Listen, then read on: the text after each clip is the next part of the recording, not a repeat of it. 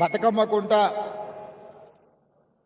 ప్రారంభోత్సవ కార్యక్రమానికి సభాధ్యక్షత వహించిన అంబర్పేట శాసనసభ్యులు కాలేరు వెంకటేష్ గారు, ఈ కార్యక్రమంలో నాతో పాటు ముఖ్య అతిథులుగా విచ్చేసిన హైదరాబాద్ ఇన్ఛార్జ్ మంత్రివర్యులు మిత్రులు పొన్నం ప్రభాకర్ గారు, ఈ కార్యక్రమంలో పాల్గొన్న మంత్రివర్యులు జూపల్లి కృష్ణారావు గారు, ఈనాడు ఈ కార్యక్రమానికి నిందుదానం తెలిసి బతుకమ్మ పండుగ, దసరా పండుగ అంటే ఆడబిడ్డల్ని ఇంటికి ఆహ్వానించి ఆడబిడ్డల్ని మన సంతోషంలో భాగస్వాములను చేసినప్పుడే ఈ బతుకమ్మ పండుగకు నిండుదనం వస్తుంది. అలాంటి బతుకమ్మ కుంట ప్రారంభోత్సవ కార్యక్రమంలో మా ఆడబిడ్డ సీతక్క, విమలక్క పాల్గొని ఈ కార్యక్రమానికి సంపూర్ణత తీసుకొచ్చిండ్రు. ఈ వేదిక మీద ఉన్న ఆడబిడ్డలందరికీ, రాజ్యసభ సభ్యులకు, శాసనమండలి సభ్యులకు, శాసనసభ్యులకు, వివిధ కార్పొరేషన్ చైర్మన్లకి, ఇక్కడికి విచ్చేసిన వి హనుమంతరావు గారి అభిమానులందరికీ, ముఖ్యంగా వి హనుమంతరావు గారికి ఆయన ఒక జీవితాశయంగా ఈ బతుకమ్మ కుంట పునరుద్ధరణ కోసం పోరాటం చేస్తూ వచ్చిండు. అదేవిధంగా ఈ కార్యక్రమంలో హైదరాబాద్ నగర మేయర్ ప్రథమ పౌరాలు విజయలక్ష్మి గారు, మున్సిపల్ అధికారులు, హైడ్రా అధికారులు అందరూ పాల్గొని ఈ కార్యక్రమంలో ఈనాడు పేదల కోసం నిర్మించిన ఈ బతుకమ్మ కుంట, ముఖ్యంగా ఆడబిడ్డలు దసరా పండుగ సందర్భంగా ఇక్కడ ఆనందంతో, ఉత్సాహంతో ఈ కార్యక్రమాన్ని జరుపుకోవడాన్ని మనస్ఫూర్తిగా అభినందిస్తున్నాం. మిత్రులారా, ఈరోజు నిజంగా చాలా సంతోషకరమైన పర్వదినం. నేను హైడ్రా ఆలోచన చేసినప్పుడు చాలామంది చాలా రకాలుగా మాట్లాడారు. కొంతమందికి అర్థం కాలేదు, కొంతమందికి అర్థమయ్యి వాళ్ళ యొక్క కబ్జాలు, వాళ్ళ యొక్క ఆలోచనలు భవిష్యత్తులో సాగవని బురద జల్లే ప్రయత్నం చేసింది. ఎవరెన్ని ప్రయత్నాలు చేసినా మంచి పని చేయాలనుకున్నప్పుడు, ఒక సంకల్పంతో ముందుకు వెళ్ళాలనుకున్నప్పుడు కొన్ని ఒడిదుడుకులు వస్తాయి. ఆ ఒడిదుడుకులను సమయస్ఫూర్తితోనో, సమయము సందర్భాన్ని బట్టి వాటిని పరిష్కరించుకుంటూ ముందుకు వెళ్ళాలి. ఈనాడు ఒక నూతన సంస్థని రాష్ట్ర ప్రభుత్వం ప్రారంభించింది. చాలామంది చాలా ఆరోపణలు చేసింది. కానీ నేను ఒక మాట చెప్పదలుచుకున్నా. కోవిడ్ తర్వాత పర్యావరణంలో చాలా మార్పులు వచ్చినాయి. క్లైమేట్ చేంజెస్ అంటే ఊహించని లేనంత వాతావరణంలో మార్పులు వచ్చినాయి. ఈ హైదరాబాద్ నగరమే కాదు, ఈ దేశంలో మనం ఏర్పాటు చేసుకున్న వ్యవస్థలు, మనం నిర్మించుకున్న రోడ్లు కావచ్చు, డ్రైనేజ్ కావచ్చు, ఇతర పరిస్థితులు, ఇతర ఏర్పాట్లన్నీ కూడా రోజుకు 2 సెంటీమీటర్ల వర్షం కురిస్తే సరిపోయే విధంగా మనం ఇన్ఫ్రాస్ట్రక్చర్ ఏర్పాటు చేసుకున్నాం. గతంలో వర్షాలను బట్టి ఆనాడు నిర్మాణం చేయాల్సిన ప్రభుత్వ సంస్థలు ఒక రోజుకి 24 గంటల్లో 2 సెంటీమీటర్ల వర్షం పడితే ఎదుర్కోవడానికి అవసరమైన మనము ఇన్ఫ్రాస్ట్రక్చర్ ఏర్పాటు చేసుకున్నాం. కానీ ఈ మధ్యకాలంలో మీరు అందరు చూస్తున్నారు, 2 సెంటీమీటర్లు రోజు కాదు, గంటలో లేదా 2 గంటల్లో 40 సెంటీమీటర్ల వర్షం కురిసే పరిస్థితులు ఈరోజు వాతావరణంలో మార్పు వచ్చినాయి. కోవిడ్ తర్వాత విపరీతమైన మార్పులు వచ్చినాయి, పర్యావరణ మార్పులు వచ్చినాయి, వాతావరణ కాలుష్యంలో మార్పులు వచ్చినాయి. ఈరోజు ఎక్కడ చూసినా వర్షాలు ఉపద్రవం. ఇవాళ ఒక తెలంగాణలోనే కాదు, ఉత్తర భారతదేశం నుంచి మొదలు పెట్టుకుంటే పక్క రాష్ట్రాలలో కూడా ఈ సమస్య తీవ్రంగా ఉన్నది. వీటిని ముందుగానే ఊహించినాం, ముందుగానే ఆలోచన చేసినాం, శాస్త్రవేత్తలతో మాట్లాడినాం. ఒక మంచి ఆలోచన చేసి ఈ నగరాన్ని కాపాడుకోవాలంటే ఈ అత్యధికంగా కుంభవృష్టి, క్లౌడ్ బస్ట్ అని ఇంగ్లీష్ అంటున్నారు, తెలుగులో కుంభవృష్టి. ఒకప్పుడు కుంభవృష్టి వస్తే, దివిసీమ ఉప్పెన లాంటి తుఫాన్లు వస్తే ఎంతోమంది కొట్టుకుపోయారు. మన కళ్ళ ముందే హృదయ విదారకమైన పరిస్థితులు మనం చూసినాం. 1908లో ఆనాడు వచ్చిన వర్షానికి హైదరాబాద్ నగరంలో వేలాది మంది చచ్చిపోయారు. ఆనాటి ప్రభు నిజాం ప్రభు అది చూసి ఆయన అసలు అంటే ఆ బాధను భరించలేక అప్పటికప్పుడు ఆలోచన చేసి ప్రపంచ స్థాయిలో సాంకేతిక నిపుణులను రప్పించి మోక్షగుండం విశ్వేశ్వరయ్యకు ఒక బాధ్యత అప్పచెప్పాడు. నా నగరంలో మళ్ళీ ఎప్పుడు వరదలు రావద్దు, నా నగర ప్రజల్ని కాపాడుకోవడానికి నేనేం చేయాలంటే ఆనాడు మోక్షగుండం విశ్వేశ్వరయ్య ఇచ్చిన ప్రణాళికనే ఈ మూసీ నది పరివాహక ప్రాంతం యొక్క అభివృద్ధి. పైన కట్టిన హిమాయత్ సాగర్, ఉస్మాన్ సాగర్, మచ్కుంద, వికారాబాద్ అడవుల్లో నుంచి మొదలైన మూసీ నది, రంగారెడ్డి జిల్లాలో మొదలైన ఈసా నది, ఈ రెండు కలిసి హైదరాబాదు నగరంలోకి వచ్చినప్పుడు మూసీ నదిగా మారుతున్నది. ఒకప్పుడు ఈ మూసీ నది నీటి ప్రవాహంతో కలకలలాడేది. కానీ కాలక్రమేణా ఈరోజు మురికి కూపంగా మారింది. మూసీ అంటేనే మురికికి ప్రత్యేక పదంగా మారిపోయింది. ఎక్కడైనా మీరు చరిత్రను చూడండి, ఏ ప్రాంతంలో నీరు ప్రవహిస్తుందో ఆ ప్రాంతంలో నాగరికత పరిడవిల్లుతుంది. ఏ ప్రాంతంలో నదులు ఉంటాయో ఆ ప్రాంతంలో అభివృద్ధి ఉంటుంది.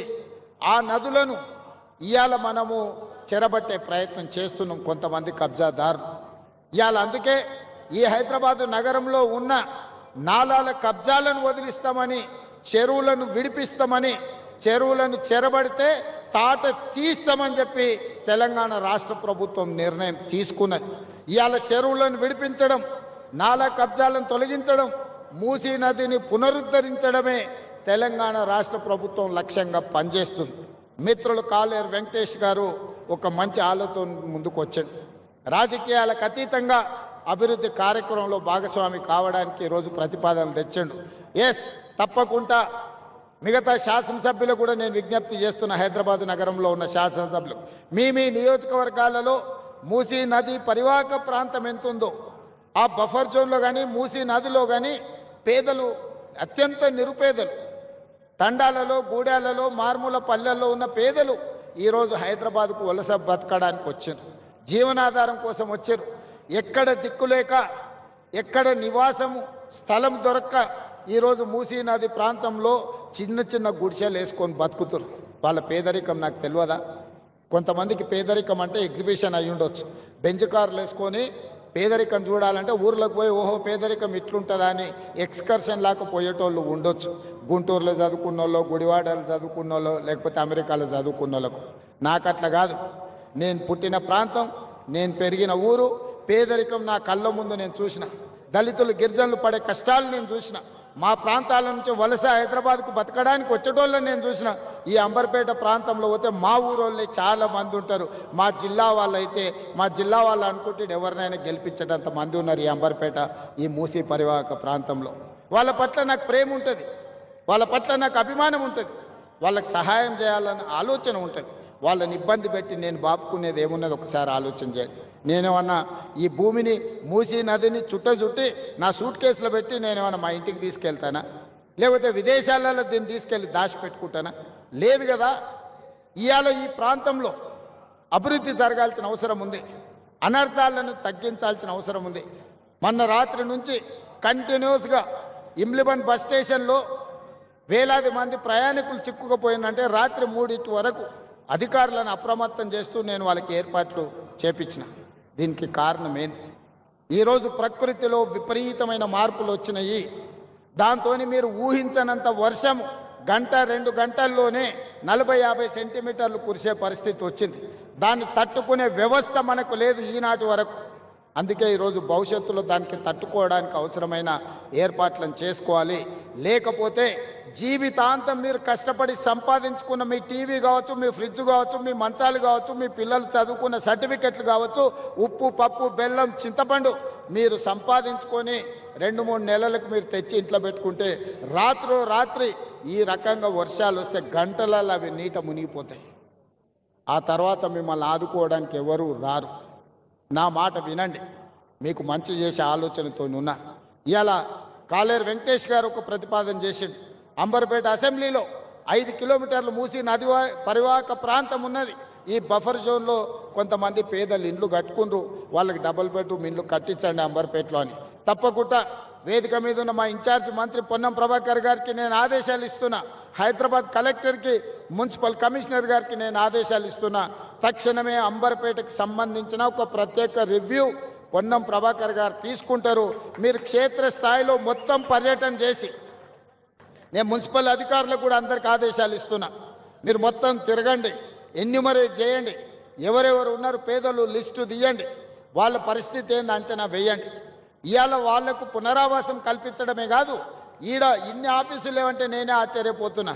రిజిస్ట్రేషన్ ఆఫీసు లేదు, లేకపోతే ట్రాన్స్పోర్ట్ ఆఫీసు లేదు, ఏ ఆఫీసు లేదు అన్నాడు వెంకటేష్. ఒకదానికి అటు పోవాలి, ఒకదానికి ఇటు పోవాలి.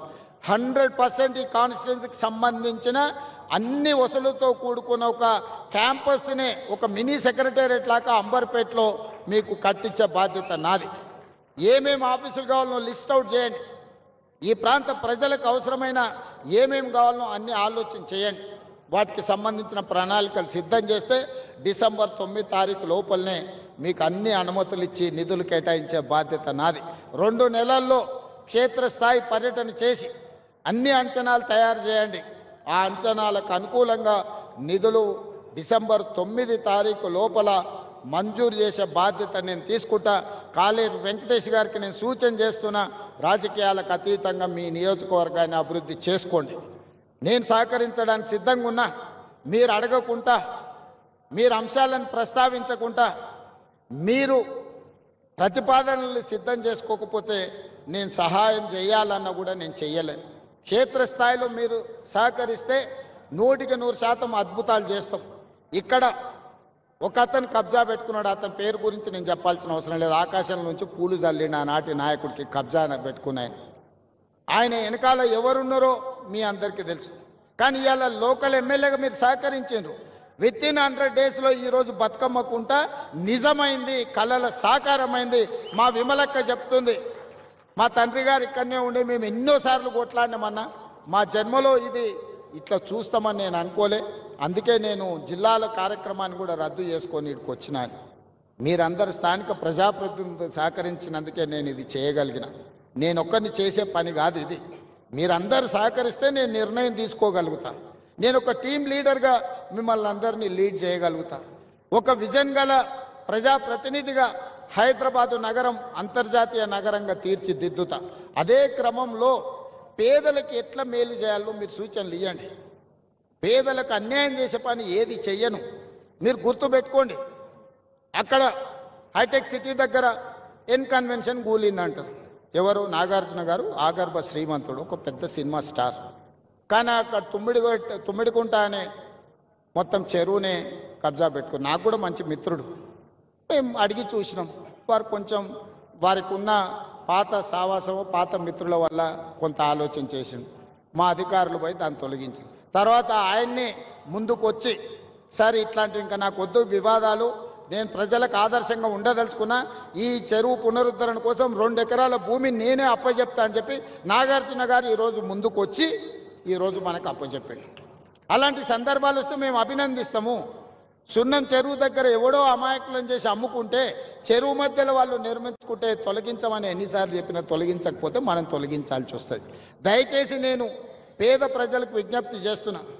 మాయగాళ్ళు మహానగరంలో చాలామంది ఉంటారు. వాళ్ళకు ముఠా నాయకుడు ఇంకొకడు ఉండొచ్చు. వాళ్ళందరూ కలిసి ఈ మహానగరంలో వివిధ ప్రాంతాల నుంచి వచ్చిన పేదల్ని మాయ చేసి ప్రభుత్వ స్థలాలను మీకు అమ్ముతే అగ్గోకు సగ్గోకు వస్తుందని తీసుకోకండి. మీకందరికీ ఏ రకంగా ఆదుకోవాలనో ప్రభుత్వం ఆలోచన చేస్తుంది, ఒక మంచి నిర్ణయం తీసుకుంటుంది. అందుకే మనస్ఫూర్తిగా దసరా పండుగ సందర్భంగా ఈ నగరవాసులందరూ మూసీ నది పునరుజ్జీవం కోసం సహకరించండి. మూసీ నది పరివాహక ప్రాంతంలో ఎవరెవరైతే నివాసం కోల్పోతుండ్రో వాళ్ళందరికీ శాశ్వత నివాసాన్ని ఏర్పాటు చేసే బాధ్యత తెలంగాణ రాష్ట్ర ప్రభుత్వం తీసుకుంటుంది. ఎవరిని నష్టపోనివ్వం, ఎవరిని కష్టపెట్టం. కష్టపెట్టడానికి ఈ ప్రభుత్వం లేదు. ఇది ప్రజా ప్రభుత్వం, ప్రజల కోసం ఎన్నుకున్న ప్రభుత్వం, ప్రజలే ఎన్నుకున్న ప్రభుత్వం, ప్రజలు నడుపుతున్న ప్రభుత్వం. ఈ ప్రభుత్వం పేదలకు అండగా నిలబడుతుందని తెలియజేస్తూ చివరగా కాలేరు వెంకటేష్ గారు ఒక ప్రతిపాదన తెచ్చారు. బతుకమ్మ కుంటకు పెద్దలు వి హనుమంతరావు గారి పేరు పెట్టాలని నాకు ఎలాంటి అభ్యంతరం లేదు. కాలేరు వెంకటేష్ గారి సూచన మేరకి బతుకమ్మ కుంటకు వి హనుమంతరావు గారి పేరును పెట్టడానికి అవసరమైన ప్రణాళికలు సిద్ధం చేయమని పొన్నం ప్రభాకర్ గారు చెప్తున్నా.